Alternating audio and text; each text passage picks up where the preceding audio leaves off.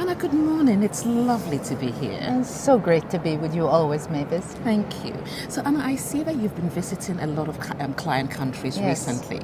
As we all meet in DC this week, what are you hoping for? What am I hoping for? First and foremost, I find that these meetings are a great time to come together, and I'm really looking forward to seeing so many clients and partners from all over the world.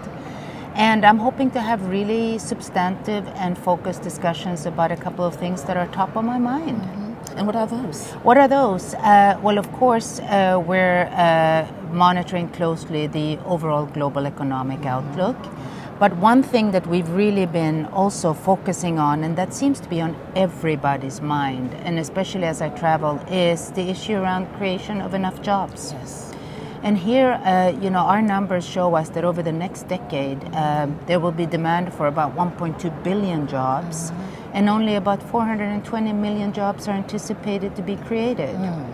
So we've been thinking, what do we need to do? And have kind of come up with 5 verticals and an approach to it, and I'd love to share it. So the 5 verticals, which also again seem to really resonate with people, is that there are certain sectors that can really lend themselves to job creation. Yes. First and foremost, it's impossible to think about jobs without infrastructure. So that's about energy, it's about transport and connectivity, and it's of course about digital. We do believe agribusiness is huge because there's still so many people around the world that count on jobs in the agricultural sector, particularly smallholder farmers. We believe that healthcare, because we need to focus and invest in health in people so that they can live long, healthy lives, but because we also think healthcare can create jobs. And then the 4th area is around tourism. And we're seeing a huge increase in the interest by our clients to work with us on tourism. And we believe this can create jobs, particularly in the services industry, and particularly for women and young people. And finally, manufacturing.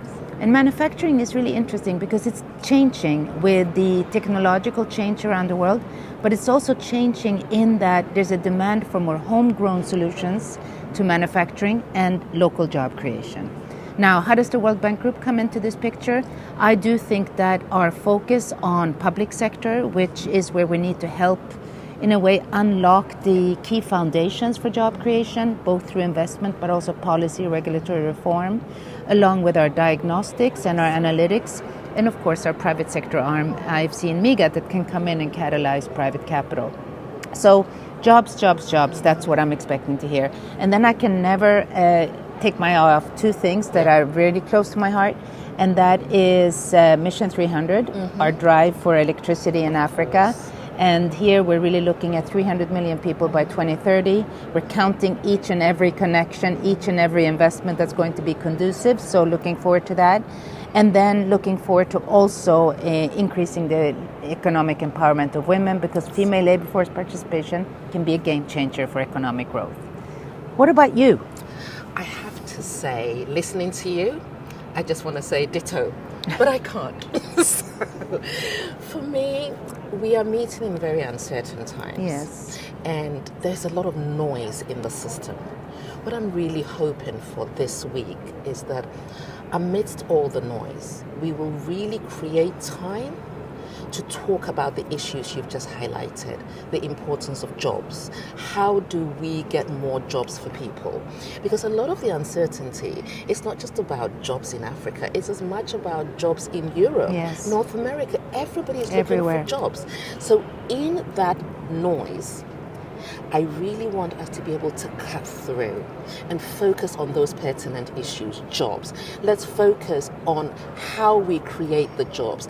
How do we do the analysis to support countries to do the prioritization and sequencing? Because we are asking them to create jobs in very tight fiscal spaces. We are asking them to do all of this at a time when the world doesn't have a lot of money. So as we all gather at the World Bank, let's make sure we are using the time to think through how this precious resource in multilateral development institutions can be used to help create the jobs. And like you, Anna, I continue to worry about gender inequity. ACET's recent analysis has shown that we will not get financial and economic inclusion for women until 2093. That's a long time off. It's a very long time off. But it's only if it's business as usual. It doesn't have to be business as usual. So as we're thinking about jobs, we should be thinking about the inclusion agenda. So I'm with you.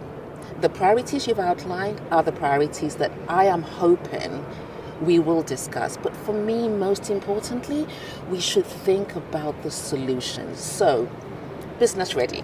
We have the diagnostic tool. How do we then translate the findings of that diagnostic into real policy actions? Yeah. A lot of governments are saying to me, thank you for the diagnostics. And thank you for the what. I don't understand the how. Yeah. We need to do more on the how. I'd like us to have conversations on the how. But, you know, Anna, I'm a Catholic girl. And this morning, like many Catholics, I've been thinking about the loss of His Holiness and the death of His Holiness. But I was thinking one thing I must do this week in His honor, and which I hope all of us will do this week, is in our discussions, we must put mankind and human beings at the center of it. Let's make sure that whatever money the bank has, the fund has, the IFC has, whatever work that you and your team are doing to improve efficiency, all of that should be because we are focused on human beings, improving their livelihoods, and creating a truly equitable society. Yeah. Maybe that's my so beautifully put, and it's so important, and it actually resonates so much also with this idea of job creation, because we have found that when someone obtains a job, it is the best way of lifting them out of poverty, but it's beyond that, it's dignity. Yes. It's dignity. So I love this idea that let's focus on what is better for the world, what is better for the individual, and the best thing for the individual is to have the tools and the opportunity to lift themselves up. And as you and I both know, we hail from women who had the tools to lift themselves up and get the two of us where we are today. Very true. So it's important that we continue to focus on that message this week. I agree. Couldn't agree more. And I'm so glad you're here. Thank so good you. to see you. I'm excited Thank to you for be being here. here. Thank you. Thank you, Mavis. Okay.